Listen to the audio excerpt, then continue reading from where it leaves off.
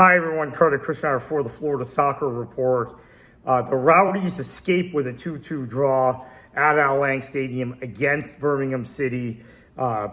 Fantastic individual effort by Pacific Niyongabire, a player I picked on a lot, admittedly, and have said that he's not up, he has no end product, and have said Nick Moon should start ahead of him. Well, I guess I was wrong about that, Niyongabire has turned in 2 consecutive strong efforts in a row, in my estimation, and solo individual goals. Salvages a point for the Rowdies against a Birmingham Legion side, now coached by Mark Briggs, one of the best coaches at this level of football in the United States, of soccer in the United States. This match, the Rowdies were very poor in the first 15 minutes. They were awful, actually. And Campisi, who I think has gotten better as the season has worn on. And I think Ethan Bondre is proving to be a good number 2 keeper, too. So the keeper situation that we thought was the biggest problem for the Rowdies the first few weeks of the season is actually maybe one of the things I'm least concerned about now with the club. Campisi made 3 really good saves. 3 really good saves. All 3 of those could have been goals. Ronaldo Damas, who is often a good finisher, but I've seen him have matches like this in the past with Colorado Springs and his other stops, was off the mark, right? He had two one-on-ones that led to point-blank saves from Campisi, a third one-on-one where he just, I don't know what he was doing. He skied it, mishit it, misconnected with it. So it's 0-0. Tampa Bay gets a penalty, sort of against a run of play. Leo Fernandez, who went 78 minutes today. Really good effort from Leo Fernandez, and he was the best player on the pitch for the Rowdies.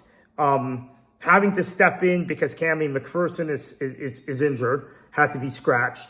That's a big loss. And Lewis Hilton, I guess, is still injured. That's what it appears to be. He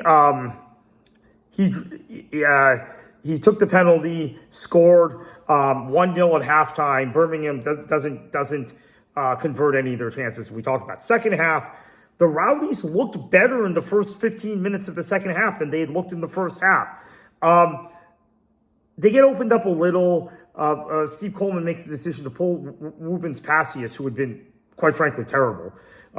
First match, I can say that about him since the first match of the season, or second match of the season against Tulsa. He's been arguably the Rowdies' best player, outside of Danny Crisostomo, since then. Danny Crisostomo, to me, one of the best players in the league. Although he wasn't particularly good tonight. But up until tonight, one of the best players in the league. So Passius comes off. Lawrence White, who's coming off an injury, comes on. And the Rowdies give up 2 goals.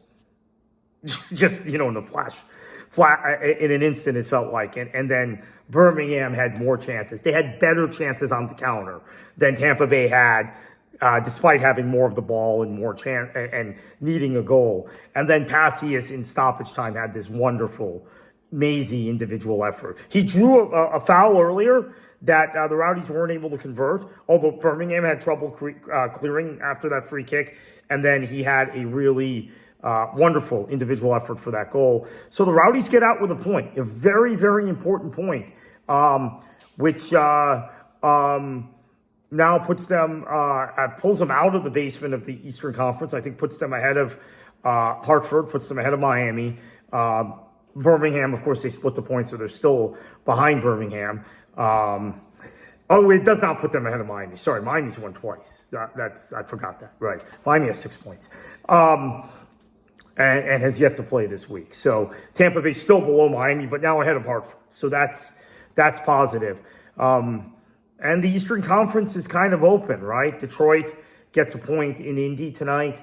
North Carolina went to Pittsburgh and won. That's a really strong statement to me, that result.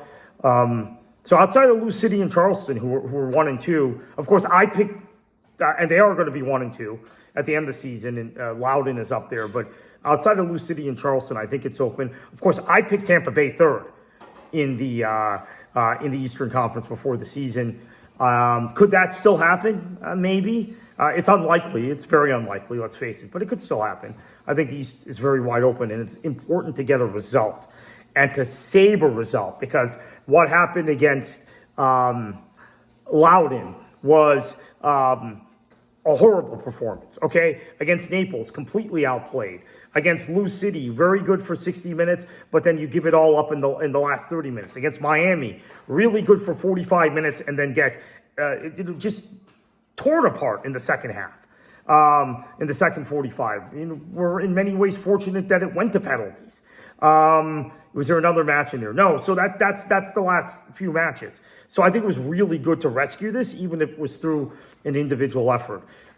So what's up? What's next for the Rowdies? It's Orlando City on Wednesday in the Open Cup. What are the expectations for that match? I mean, I don't know what kind of side Orlando's going to field.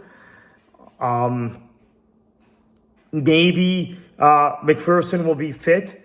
Maybe White can go 90. Maybe Blake Bodley is back. Nick Moon was on the bench today, although I was told before the game he really wouldn't be able to play. So maybe he can play on Wednesday, and I think that would help. So the Rowdies, as they get healthy, maybe there's some opportunities. But yeah, they salvage a point today. They weren't very good, but they get through it, and they move on to the Open Cup. And Birmingham, Tampa Bay has been this crazy rivalry the last few seasons. Wild matches, late goals like we saw today, and extra time in the Open Cup, drama in the playoffs a few seasons ago. So, yeah, I mean, these games are fun. Oh, one other point. I think Manu Arteaga, I think he's found his form. He didn't score today, but he looked good. He looked, and obviously he scored last week against Miami before the Rowdies threw away that lead. And so as he gets going, and he and Passias get comfortable in what is more of a 4-4-2 under Steve Coleman than the 3-4-3 that was played under Robbie Nielsen, maybe Arteaga starts finding the goals. And once he starts finding the goals, the Rowdies are going to climb the table.